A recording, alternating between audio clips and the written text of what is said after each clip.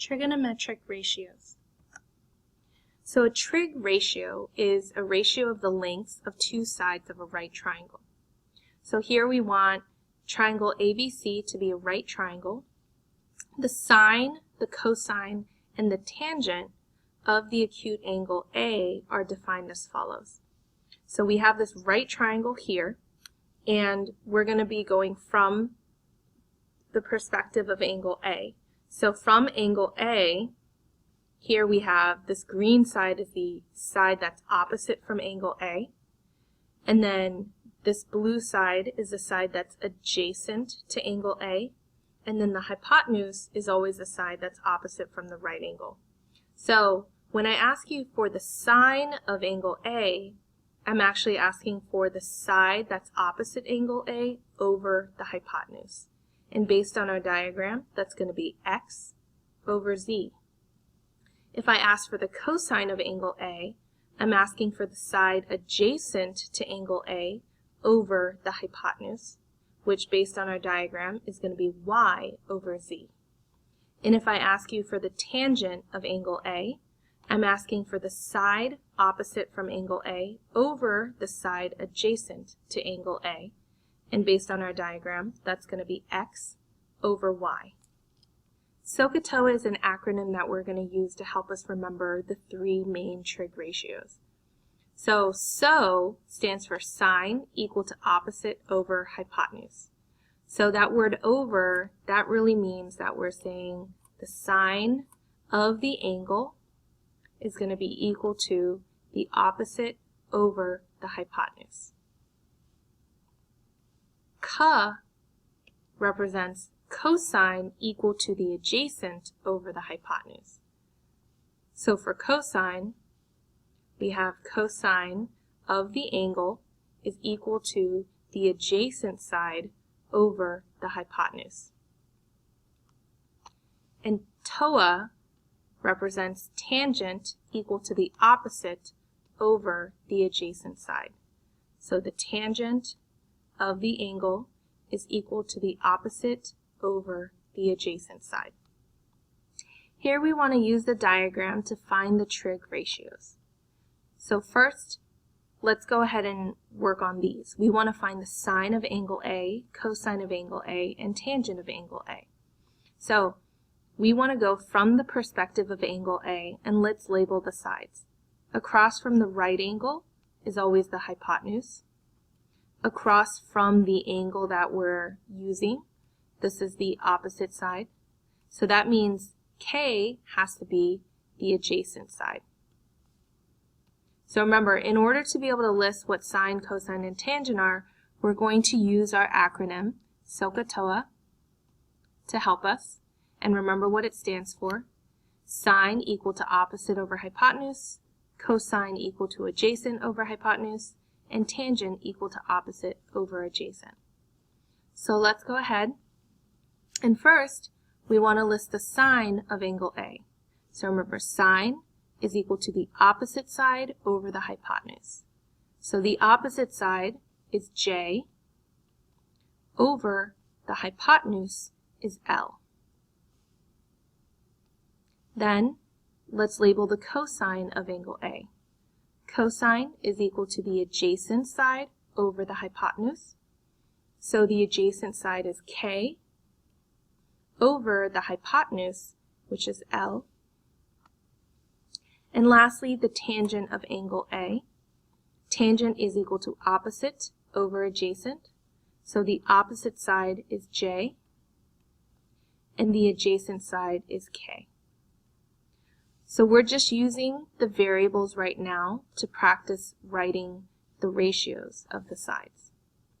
Now, if we want to do sine, cosine, and tangent of angle B, we're going to have to relabel some of these and change which angle we're using. So I'm going to go ahead and erase the labels that we wrote before, and then we'll relabel based on the perspective of angle B. So from angle B, again, this time the opposite side is the side labeled K. L is still the hypotenuse because it's still the only side opposite from the right angle, and this time J is going to be the adjacent side. So let's go ahead and fill out the sine, cosine, and tangent from the perspective of angle B. So the sine of angle B, we want the opposite side over the hypotenuse. So that's K over L. And then for the cosine of angle B, we want adjacent over hypotenuse. So that's J over L. And then lastly, for the tangent of angle B, we want the opposite over the adjacent, which is K over J.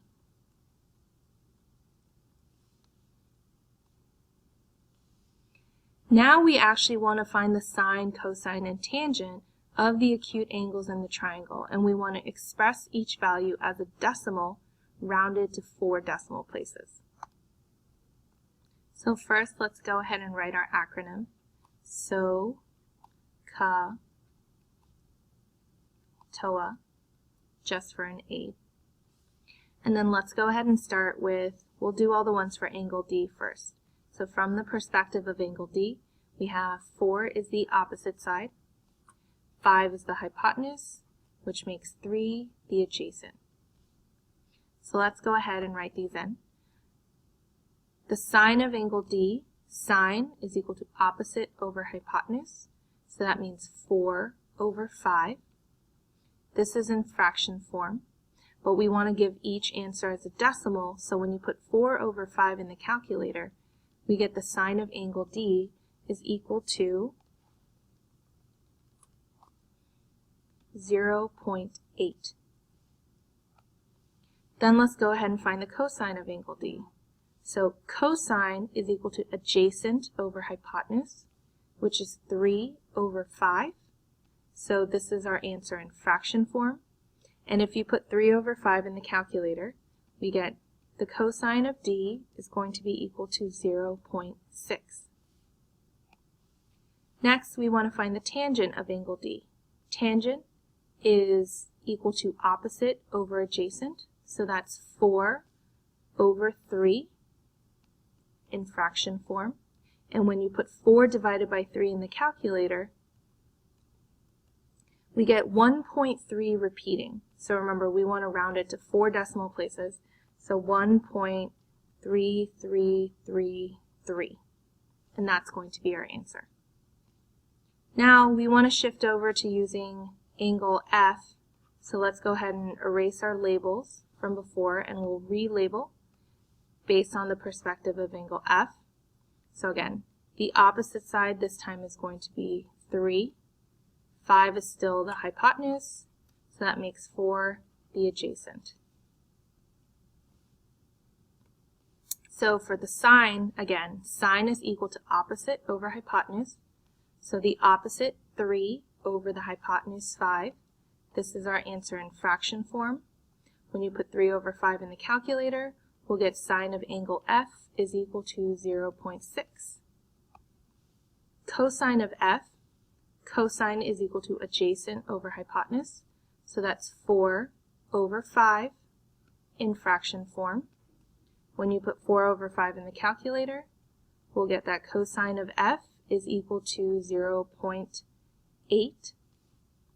And lastly, the tangent of angle F, tangent is equal to opposite over adjacent. So the opposite side 3 over the adjacent side 4. 3 over 4 is our answer in fraction form. And when you put 3 divided by 4 in the calculator, we'll get 0.75 for our decimal answer. So up until now, we've just been getting in some practice with our trig ratios, whether we're given variables for the sides or the actual side lengths. Next, we're going to go into 2 examples, just showing you how we're actually going to solve for certain side lengths based on the information given in the problem. So this is applying SOH CAH TOA and the trig ratios that we've been practicing. So first, let's go ahead and write out our acronym, SOH CAH TOA, and that's going to be our aid.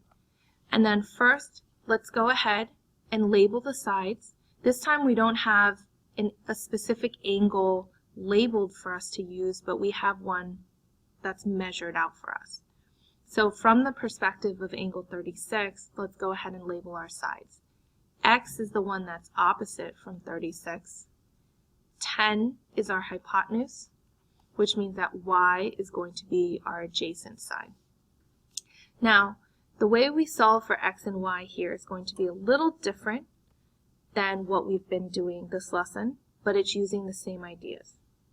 So we always want to use the side length that we're given. So we're going to use the hypotenuse, which is 10, and we want to solve for one of these first. Let's go ahead and solve for X first. So we're given the hypotenuse, and we want to find the opposite side. So we need to use one of the trig ratios. So when we look at SOH CAH TOA, which one uses the hypotenuse and the opposite? So we're looking for H and O. Here, sine has O and H in there. So this is the relationship we want to use. So we're going to set up our equation just the same way we have been. The sine of the angle, and this time we actually have an angle measurement, is equal to the opposite over the hypotenuse. Our opposite is X over the hypotenuse, which is 10. Now, what we want to do is we want to solve for X. So we need to solve this equation. Now the way that I want you to do this easily is just put this left side over 1. Now it looks like a proportion and we can cross multiply. So we get X is equal to 10 times the sine of 36 degrees. Our next step would be to put 10 times the sine of 36 into the calculator and get our decimal answer and round it to the nearest 10. However, I need to show you how we're going to put trig functions into the calculator. And depending on what type of calculator you have, the way that you're going to put this into the calculator is going to be a little different. So for now, for this lesson, I just want us to stop right here once we've isolated the variable, and that's going to be our final answer for now.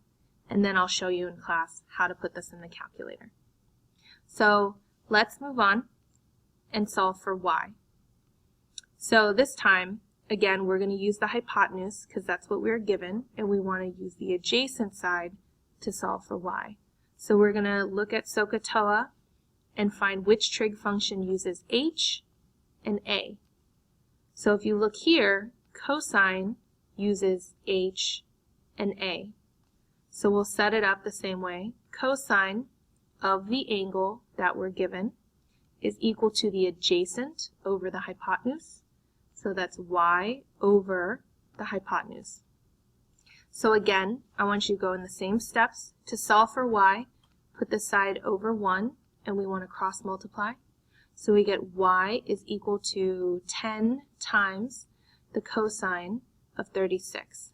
So again, we run into the situation where this is what we need to put in the calculator to get our decimal answer, but I'm going to show you how to do that in class. So for now, this is going to be your final answer. We're going to work out one more set of problems together. So again, let's write out our acronym to help us. SOH CAH TOA. And then let's start off the same way. This time we're going from the perspective of angle 64, and let's label our sides. 8 is the opposite side, and then Y is the hypotenuse, which makes X the adjacent. So we need to make sure we use 8, the opposite side, and then let's go ahead and solve for X first. So which trig function uses the opposite and the adjacent? So O and A we're going to find here in tangent, O and A. So we set up the tangent of the angle that we're given is equal to the opposite on top over the adjacent. The opposite is 8, the adjacent is X.